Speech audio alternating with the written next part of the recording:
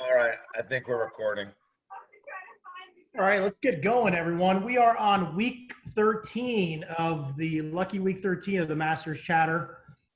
Pretty excited about our guest, Dana Matt, today from the USA Functional Fitness Organization, I guess we can say. Before we get Dana on, I do a little bit more of an intro for her. I just wanted to give you an idea of who we have on this call on a weekly basis. And we'll start with Jen down in Florida. I'm not going to go through the gyms that we're all part of. I just want to make sure that everyone understands that's dialing in or looking at this for the first time, that we have representation from a number of masters, age brackets, and also across the country. So Jen, based out of Florida, representing the women for us. Thanks for being on, Jen, again. Bob Jennings out of the West Coast, doing a phenomenal job just getting the masters out there. The Legends competition that he's running in December is something that's going to bring a bunch of great athletes together toward the tail end of the year, really close out the season, or maybe even begin the season, or who knows what season we'll be in at that time. So it'll be interesting to see. Start a new one. Yeah, start a new one. We've got Justin LaSala based out of New Jersey in Garden State Athletics. We've got Clint Paddock out of Massachusetts. Myself, Steve Swistak, out of basically the Manhattan area, so just north of Manhattan, New York City. The two gentlemen that aren't on our call today, Mike Kern, based out of Long Island, and Jeb Simmons out of Wisconsin. So, again, like I said, a lot of representation, great representation from across the country. We've had a number of national champions on, if you've watched this before, Dana. We've had the CEO, Dave Castro, on prior to him being in that CEO role. We're hoping to get him back on in a couple of weeks. That'd be great. I know Bob's working his magic with the stars we get on these calls. We've had media outlets. I say this every time. I think Talking Elite Fitness, if you haven't listened to their podcasts yet, definitely one of the better podcasts, if not the best in our kind of CrossFit world that we're all part of here, or the fitness world. So to me, it's just how do we provide some content, some great feedback, and here we are, week 13, and we're going to keep this thing going. So without any further ado, I do want to introduce Dana Matt.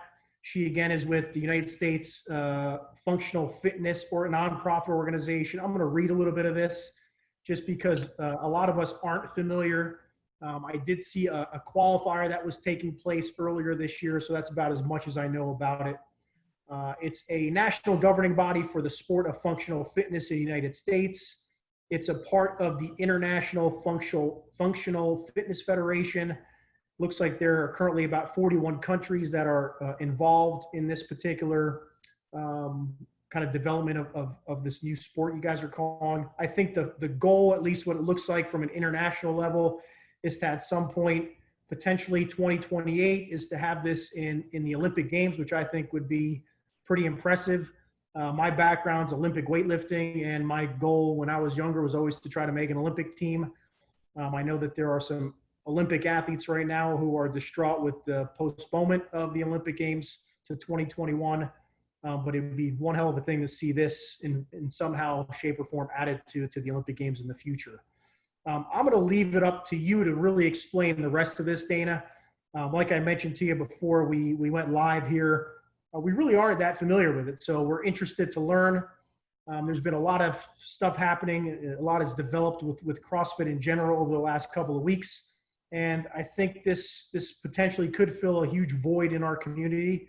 It could be something that the masters jump on board as well.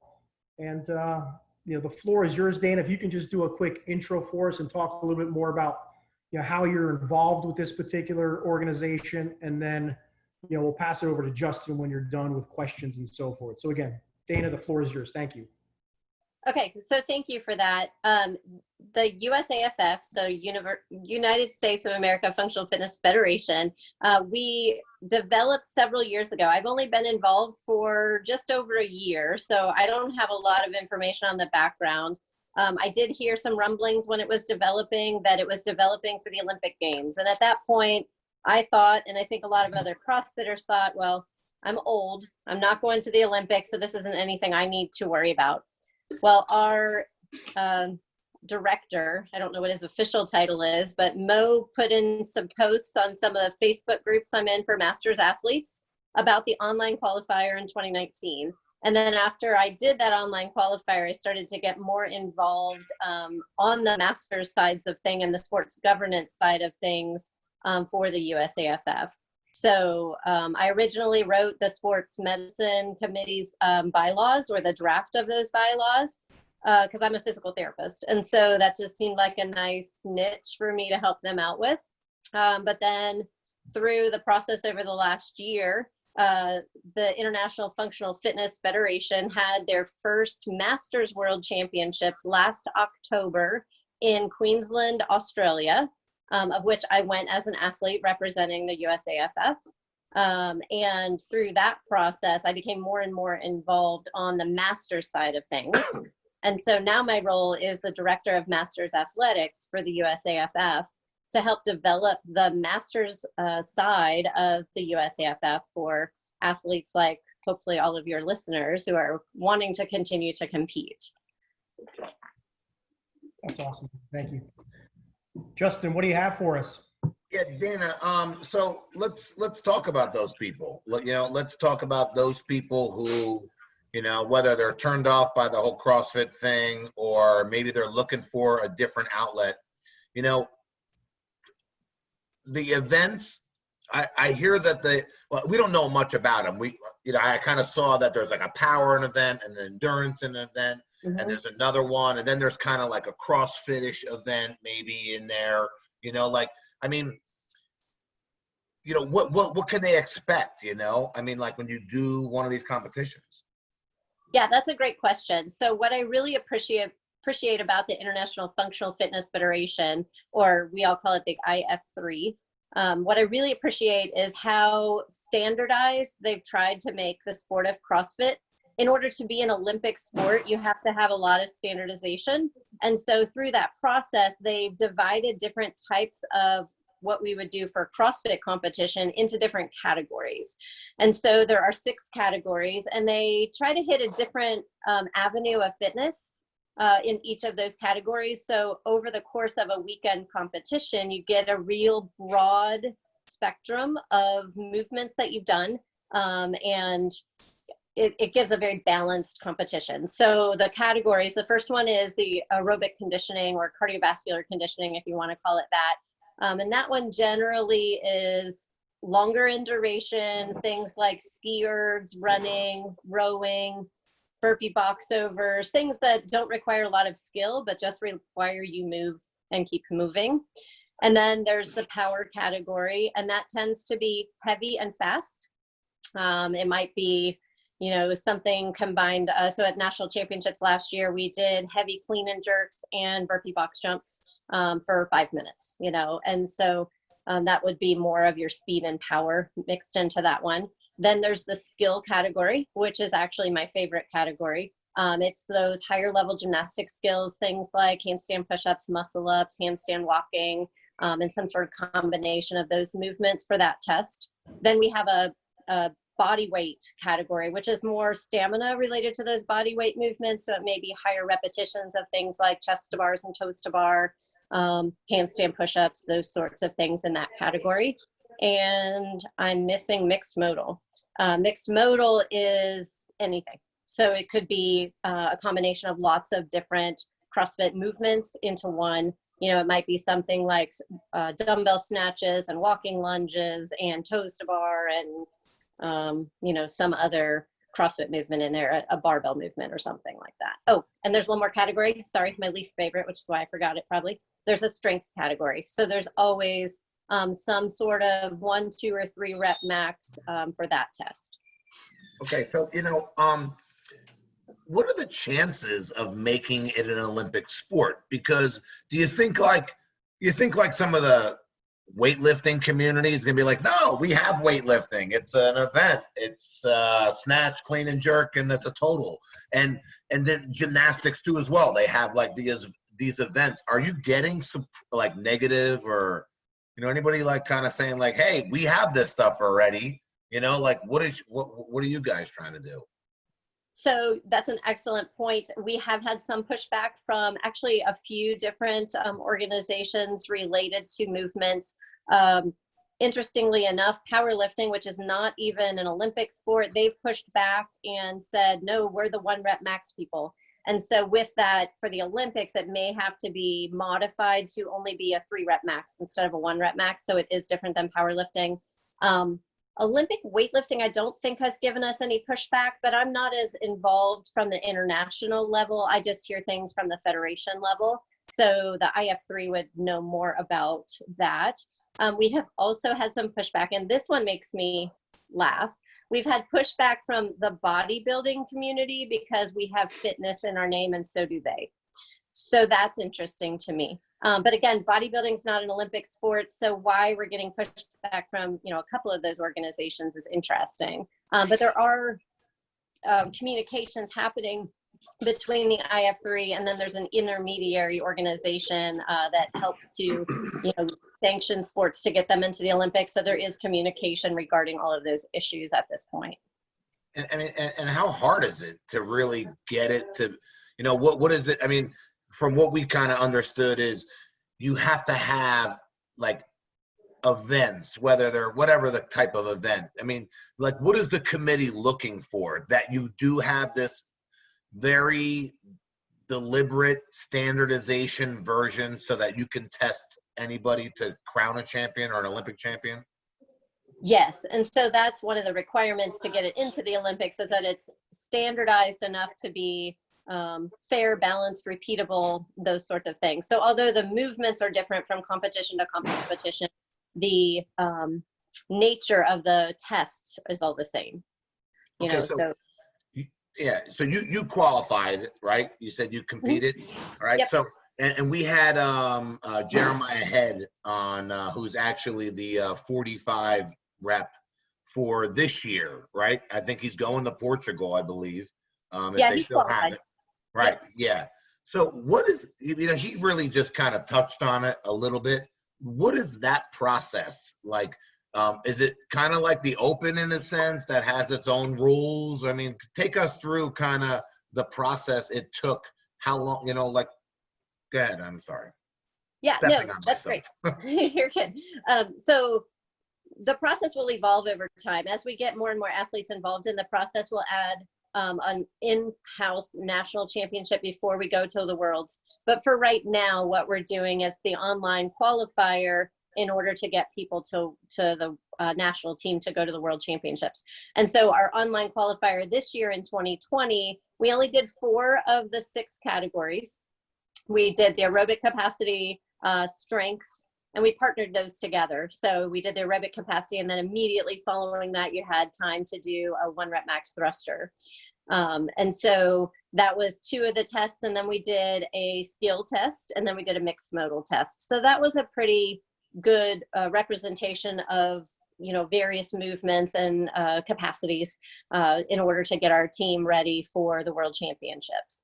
And so every qualifier would be different, you know, regarding the movements that are chosen for the tests and things like that. But similar to the Open, you video record yourself doing the test, and then you submit that into this online scoreboard, and then we all review the videos for accuracy of the score and adjusted scores if needed, and then put that score into the leaderboard. And then the top 3 athletes in every category and every age category got an automatic bid for the World Championships in Portugal.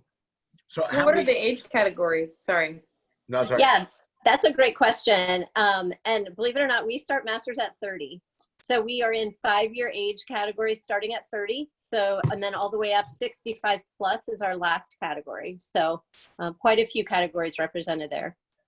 I think it gives those Masters athletes at 30, you know, that maybe aren't as competitive anymore in the Open division, because they've just turned 30, it gives them another opportunity to be competitive with people in their age group. Is it just the winner? Is it how many people, like how many in our, both of us are in the 45 to 49-year-old division. You know, how many male and females from the US go? Just 1? 3. Oh, So, okay, but, 3, okay. So, but fortunately, Portugal, that was supposed to be in October, it has moved to June of 2021. And with that, instead of doing two separate world championships in the calendar year 21, we are doing a combined big masters competition. So we're going to actually be allowed to have 5 athletes in every age category going to Portugal next June. And so with that, we're going to do another qualifier in early 2021 to add those additional spots to the roster. So people who have, yeah. And we had some age categories that weren't completely filled. So especially on the women's side, I'm 45 to 49 age group as well. And especially like starting at my age group on, we don't have as much participation. And so, you know, we had a few spots that were open still after the qualifier, after the original qualifier. So with the CrossFit Games, and you know, we've all been there. It's something that we would, as masters athletes, pay out of pocket to go to. I mean, I'm guessing this is going to evolve over time as a sport where maybe the federation is picking up some of the expenses for an athlete, or how is that working right now? Is it sort of a pay out of pocket? If you can make it, you can make it. If not, you know, sorry, we just fill with someone who can. The long-term goal is to be able to fund all of the athletes. So the athletes in the open division last year, they had a world championships in Sweden, and they got some funding for their expenses to get to Sweden. Now, the Masters World Championships, we did some fundraisers, and so then we got some funding related to that, but we didn't have any direct funding at that point just because the federation didn't have the funds to give to us. The federation is phenomenal with their athletes, and any funds that are earned on behalf of the athletes go directly to the athletes. So if someone made a donation, or we did a really simple t-shirt sales thing, and a lot of us made several $100s to help offset the expenses. But at this point, that is probably the biggest hurdle for international competition, is the funding to get there. So I'm going to ask a sort of weightlifting right now is going through a huge challenge with all of the doping that's taken place historically within the sport internationally. And I know that from an Olympic perspective, they're looking at this very closely, and they're could possibly be excluded from the Olympics going forward based on what's taking place in weightlifting. So as far as I always ask the drug question on this panel, I feel, but what's the drug testing policy look like? I mean, before you send someone to the World Championships, are there protocols that go into place?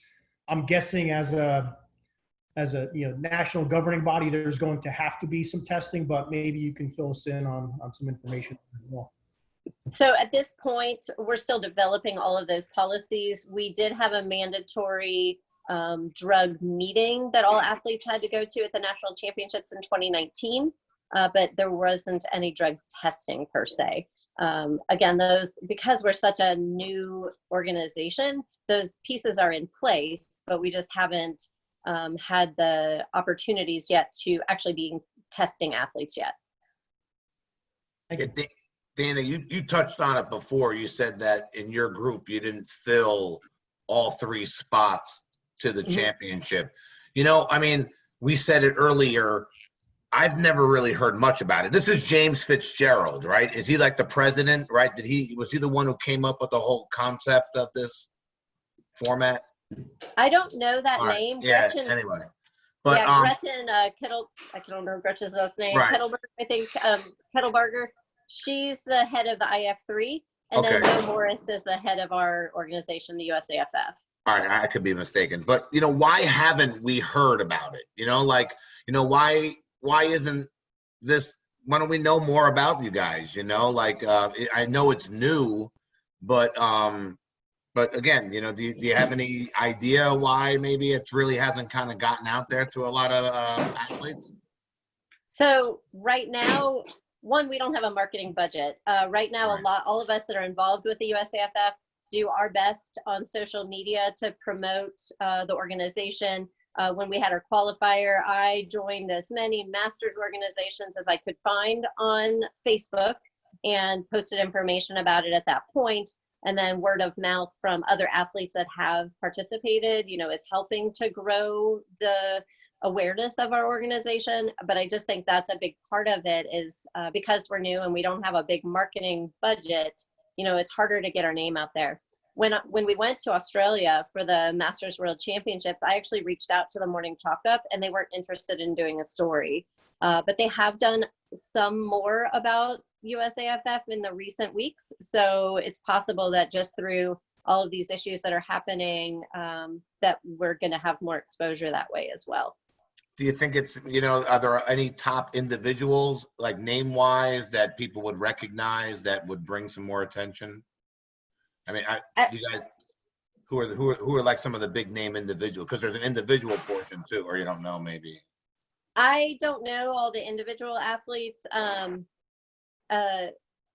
honestly, I don't have the list in front of me of all my Masters athletes either. But in all honesty, when Mo and I originally sat down and talked about it, we looked at the USAFF as an opportunity for athletes that didn't have an opportunity at the games, you know, and so our marketing to athletes was more related to, you know, elite level athletes that, you know, maybe made it to the age group online qualifier, but they weren't going to go to the games, right? Because if you're going to the games, you're not going to be able to be peaked and ready to go to the games and then, you know, turn around and go to our competition as well. You know, you're going to make a decision, because honestly, when I was in Australia, it was the same time as the Open. It was the exact same time as the Open. So you had to make a decision. Am I going to do the Open? Am I going to do the Masters World Championships with IF3? Like, what am I going to do? And so now that all of this is happening in our CrossFit space, you know, I think we are going to be able to attract some of the other higher level athletes, but that just wasn't our focus initially. Cool. How many people participated in the qualifier, for example? That is a very good question. I know we had 3 times the men as we had women competing. And it wasn't huge numbers, in the hundreds, but not huge numbers for our qualifier. How so much not like, go ahead, sorry. I'm sorry. Was it like $10, kind of like the Open? Was it something along those lines? So you had to get a license. So because, you know, just like if you're doing a USA weightlifting competition, you have to have a USA weightlifting license. Well, similar for USAFF, you have to have a USAFF license. And I believe that licensing fee is $25 annually. And then the competition might have been $15. So it might have cost you $40 out of pocket. Right. Okay.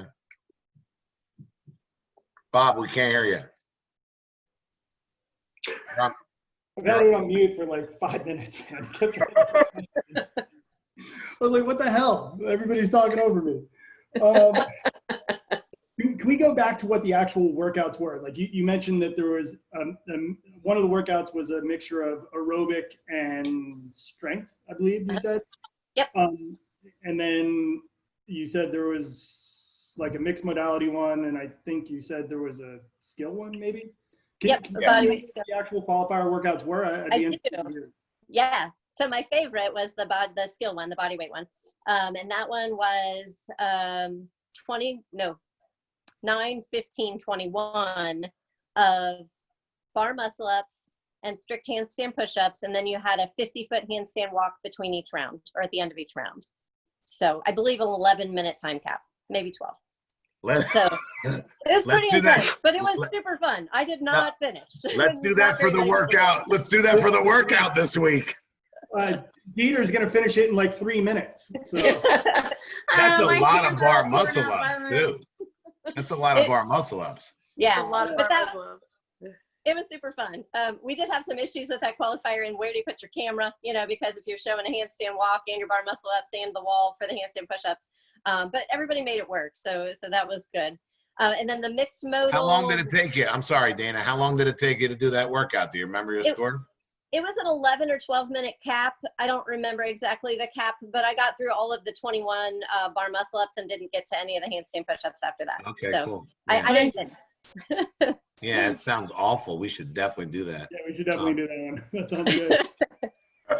Clint And loves then it. the mixed modal, I believe, was 3 rounds. Dumbbell snatches, your traditional 35-pound and 50-pound dumbbells. I believe I can't remember if it was 25 or 50. I think it was 50 dumbbell snatches, and then a 50-foot walking lunge with 1 dumbbell overhead, and then 50 double unders, 25 toes to bar for 3 rounds. That one was pretty fun too. 14, I'm looking at some of the workouts right now. 14-minute cap on that. There's some interesting workouts here, Dana. Nice work. Yeah, for sure. I mean, it's definitely, I mean, again, you know, we all do CrossFit, you know. I mean, I would assume that Dana, you did CrossFit at some point, or if you still don't do it now, you know. All right. I still do CrossFit. Yeah. Yeah, you know, for sure, you know. All right. It just seems like another extension, quite frankly, all right, for athletes to compete in, you know. I mean, it's not as it's obviously it's in its beginner state, you know, especially from the masters community, you know, because I think it's pulling athletes from all these different competitions, whether it's open or it's a sanctional event, you know. I mean, we just got, what was it, Wadapalooza or schedule came out, you know, and they're moving. They're not in January anymore. They're moving to what? May. Wow. And the qualifiers in January, Yeah. you know. So, you know, you got all these other kind of competitions going on. So, I mean, it seems pretty cool. You know, where did, my question to you personally is, where did you finish in open and qualifier? You know, do you still do that, or you gave that up just to pursue this? So, right. No, I'm at the top end of my age group. So I'm 48 right now. So I had that decision to make in October of where I wanted to put my energy. And I have made the online qualifier before, but that's as far as I've made it. And so I figured if I'm at the World Championships, I need to put all those eggs in that basket. So I didn't even do the open in 2019 because I wasn't going to qualify anyways. I'm, you know, near the top of my age bracket. You know, it was just one of those situations where I thought, okay, I'll do the open again when I'm 50, when I have that opportunity potentially to make it to the big stage. But at this point, you know, I'm not against doing CrossFit. It's Right. just USA Functional Fitness and, you know, what we're doing there and having those opportunities to do international competition. I'm gotta take that while I can. Yeah, for sure. Totally understand. Well, you know what's funny about it, right? I mean, you read the workouts. It is CrossFit, right? I mean, like it's got a different name, but I was expecting something much different when, you know, I heard that there were these 6 different modalities that were tested. I was expecting like single movement type of workouts, and that's not it at all, right? I mean, it's if constructed appropriately, you have a great competition right there, right? I mean, I think they just took the random part out. yeah. You know, I mean, you know, because to me, it's like, hey, we want to make this an Olympic sport. It's kind of like the Seinfeld episode where, you know, we're going to have a show about nothing, you know. You're like, well, what is that? You know? Right. You know, I mean, we're going to have a workout. Well, what's the workout? I don't know. We're going to fucking throw medicine balls over our head. You know, so the committee probably just was like, what the, you know, you got to give us something. Yeah. So, you know, I think they tried to define a couple of the elements in a sense and you know, and make a competition out of it. I think it's I mean, honestly, it's pretty genius, you know, in the sense that you know, if it could get some steam, you know, I mean, I definitely think people would do it. I mean, honestly, I didn't hear much about it at all. Jeremiah talked about that he was the representative a few weeks ago. I'm not sure if he mentioned the postponement. He may have. I'm not. Yeah, he did. Yeah. Anyway, but yeah, I mean, it sounds super cool. You know, I mean, I don't know any else you guys may think or have a question about. I mean, for me, it's standardization, right? I think to be included, again, if the ultimate goal is Olympics, right, there's going to have to be some standardization, which is why, you know, there sounds to be some randomness due to the workouts. It's not like, hey, so what, it's strength. You don't know if it's going to be a 3-rep max bench press, I'm guessing, right, Dana? So it could still be something that's very varied. But if the goal here is Olympic Games at some point in the future, you're going to have to see standardization from a coaching certification perspective to drug testing to if you're coaching kids, you know, I mean, I'm certified in USA weightlifting. I coach kids. I mean, there's all these background tests that need to take place before you even get involved with coaching kids. So I think that's the cool thing about where this is heading. If it can get some steam, you know, it could really create some standardization behind it and almost mimic a lot of what the other national governing bodies are doing right now with their other sports to legitimize what it is we do. I mean, everyone knows the CrossFit Games, but we don't know if that's going to be there next year, you know? So what's the next, maybe this is it. Just to piggyback on what you were saying about, you know, it's random, but it's standardized, you know, just to give you an example with the strength category, the online qualifier in 2019 was a 3-rep max overhead squat. At the national championships, it was a 3-rep max power snatch. At world championships, it was a 3-rep max deadlift. And the one we just did in 2020, the online qualifier, was a 1-rep max thruster. So different movements, even different rep scheme there for that last qualifier. You know, even though we've got standards, you're still going to see a lot of variety within each test from competition to competition, but it'll fall within the standards of that category. When do the athletes find out what the events are going to be? So like if let's say Portugal was happening this year, right? When would they find out, you know, exactly what the tests are? So before we went to Australia, we found out about a month in advance what it was going to be. Before, when we do the online qualifiers, we give them to you and you have a month to complete all of them. So you have some time. And honestly, I don't know that anybody had given us a time frame yet for Portugal, but I would assume it would be, you know, at least a few weeks to a month ahead of time. That's pretty cool. I mean, you got to kind of refine your game before you go in. So it takes out the unknown. But I mean, the tests are again, like I go back to how I try to program for the competitions that I do, and I try to incorporate the same basic ideas, right? I'm looking to test all of these different skills in various different ways. And it looks like you guys have just kind of done that in a nice, clean package. It's cool. Thanks. Dana, I have a question. Sure. And Bob brought it up. So you do the online qualifier, you get all the workouts at one time, right? Correct. And you have a month to do them. Mm-hmm. All right.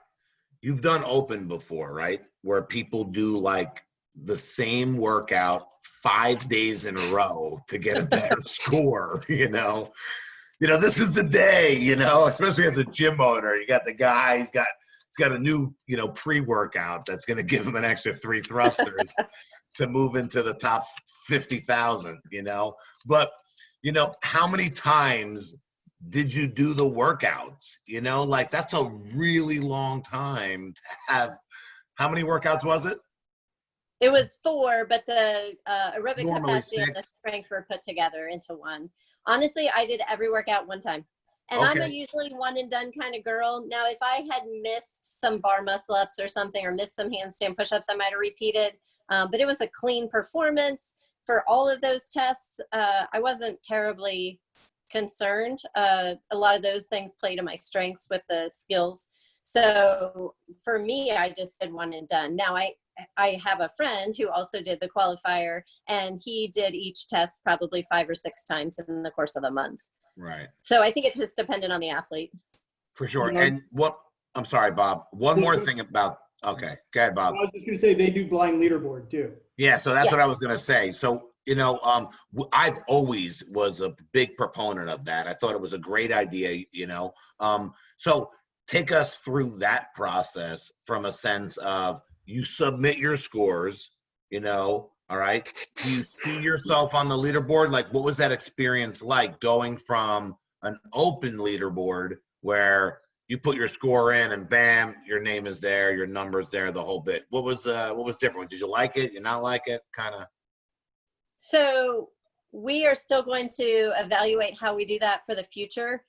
Our initial intent was to have a non-validated score posted for each athlete after they submitted, but it wouldn't be validated until the qualifier was over.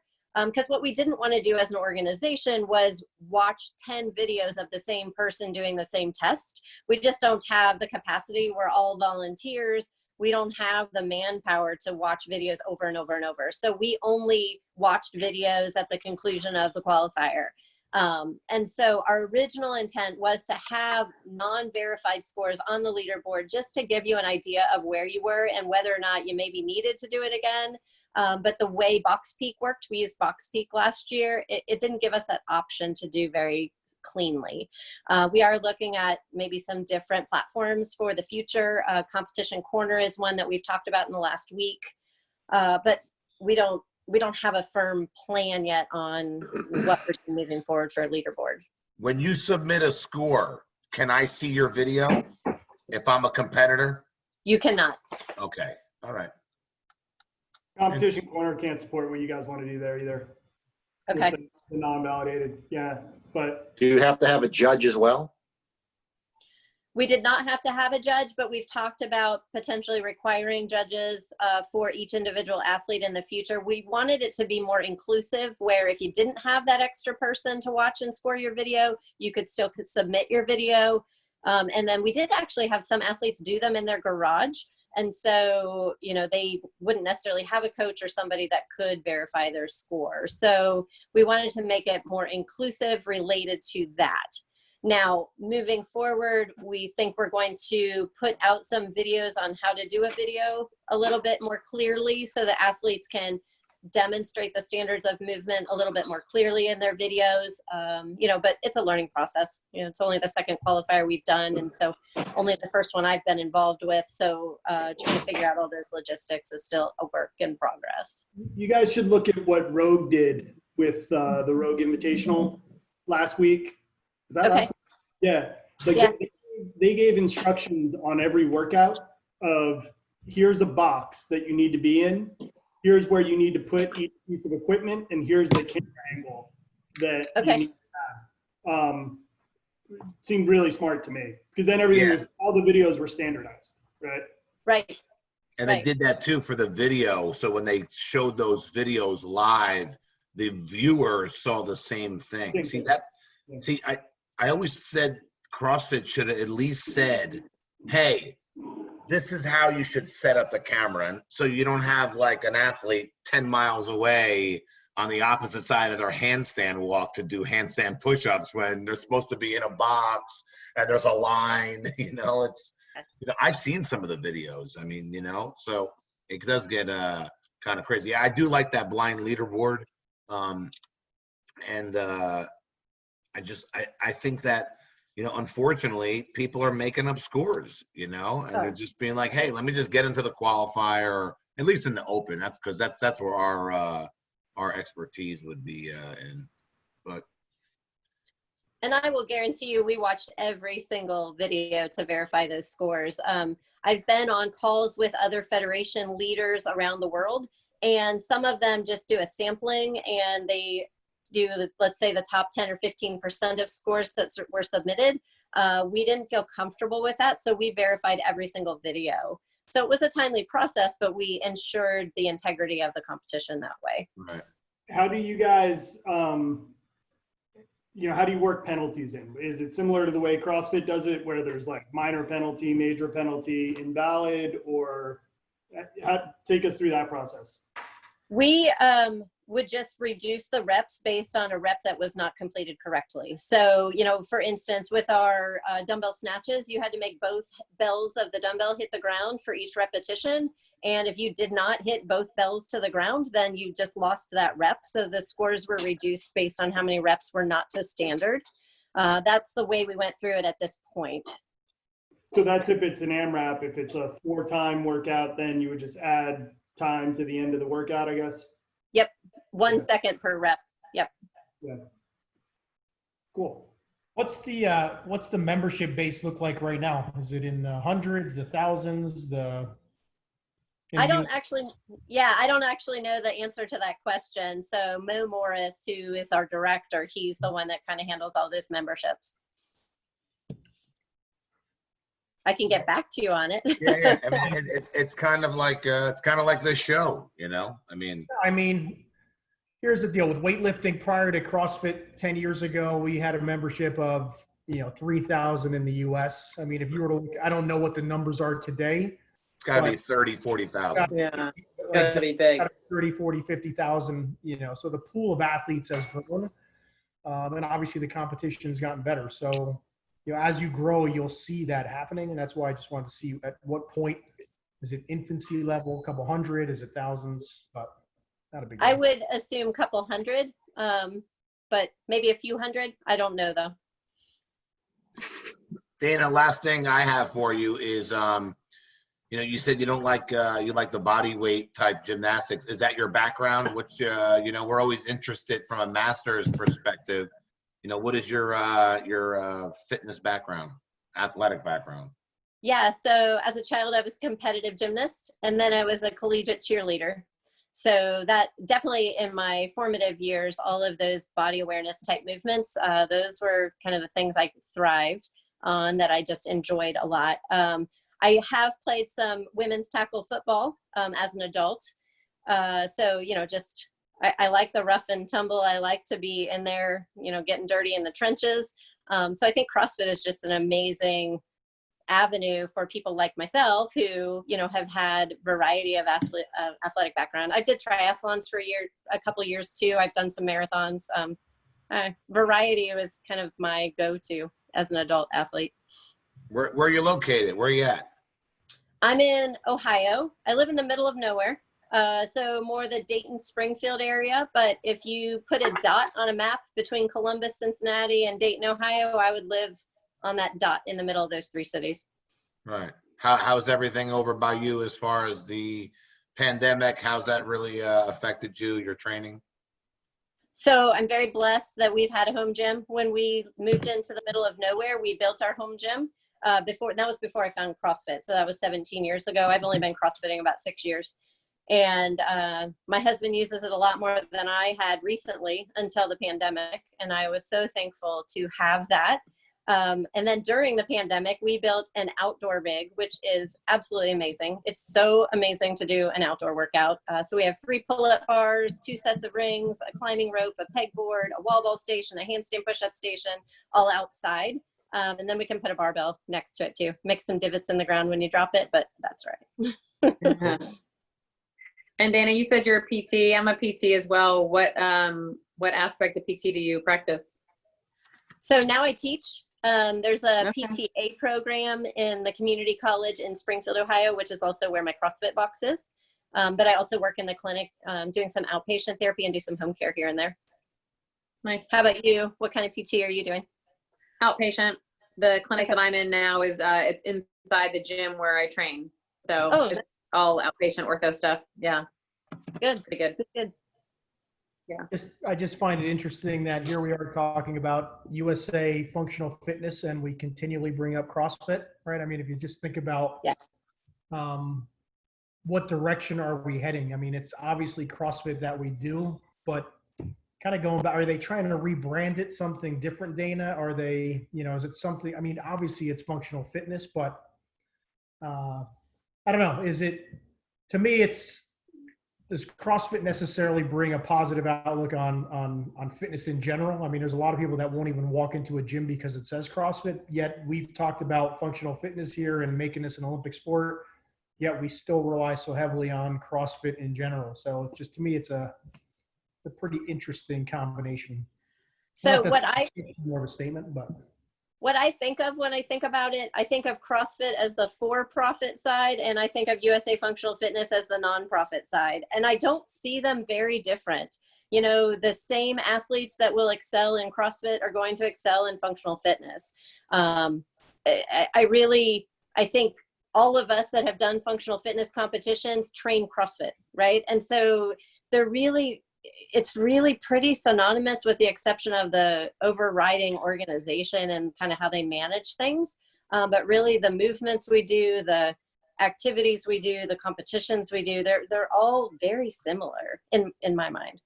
Has there been any, I mean, let's take away the last couple of weeks of what's happened with CrossFit. Has there been any pushback from the organization, the CrossFit organization, on what you guys are trying to do that you're aware of? Yeah, so I think there was initially before I was involved, but when CrossFit made its shift to be more health focused than competition focused, it kind of took that off of functional fitness. And so we got less pushback from CrossFit at that point.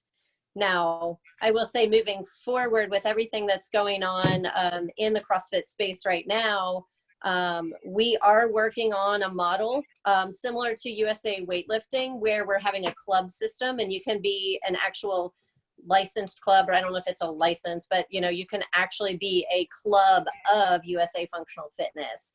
And so there was talk when that list of those who de-affiliated went around, there was talk from our organization of reaching out to those companies to kind of start having that conversation. Interesting. I'm just curious. You said you had to get a license to do this. What exactly is that? Oh, a license to do the competitions? It's like Yeah, a so fish, right? it's similar to USA weightlifting. If you're going to do a sanctioned USA weightlifting competition, you have to have a license with USA weightlifting. Powerlifting is the same way too. You have to have a license for powerlifting in order to do a powerlifting competition. So it's really just that licensure fee gives you the opportunity to do any functional fitness competitions Right. that would be around. It's, Plus, I mean, these places have to make some money, you know? I mean, like they have judges they hire and they rent out these convention centers or hotel spaces to do these types of things. So, you know. I think I think USAW is $75 a year, because I think mine just auto renewed. Yeah, I think it was. That's why I I stopped think it's paying. $75. Yeah.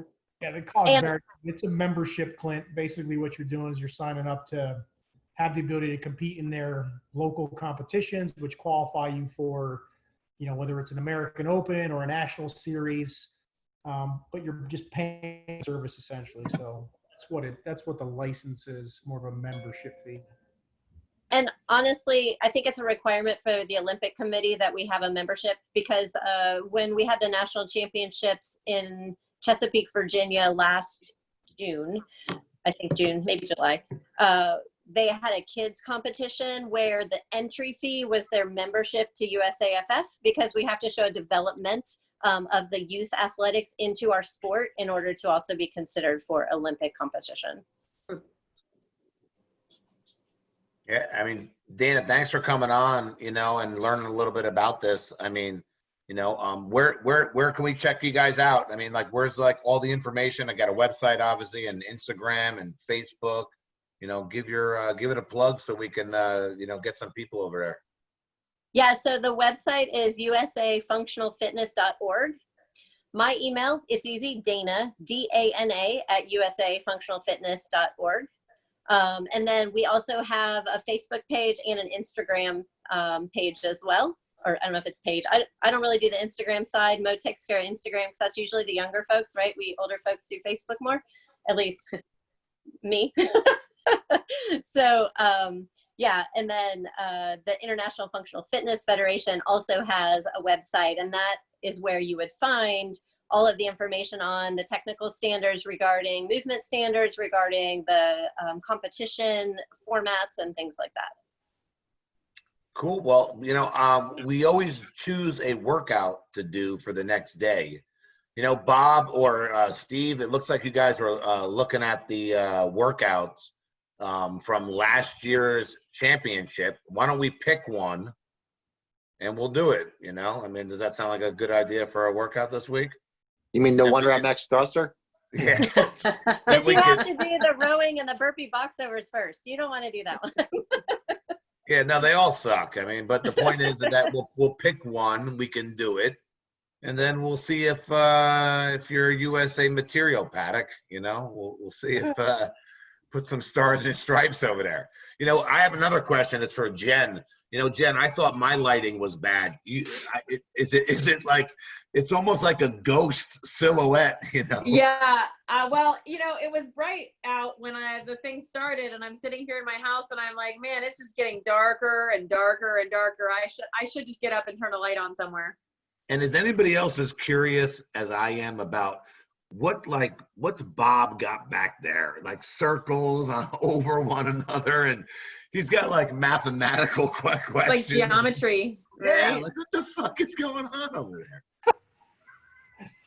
See, it's like, you know, Matt Damon in Yeah, Goodwill Hunting. Good Will Hunting. Yeah, I'm just Yeah, solving right.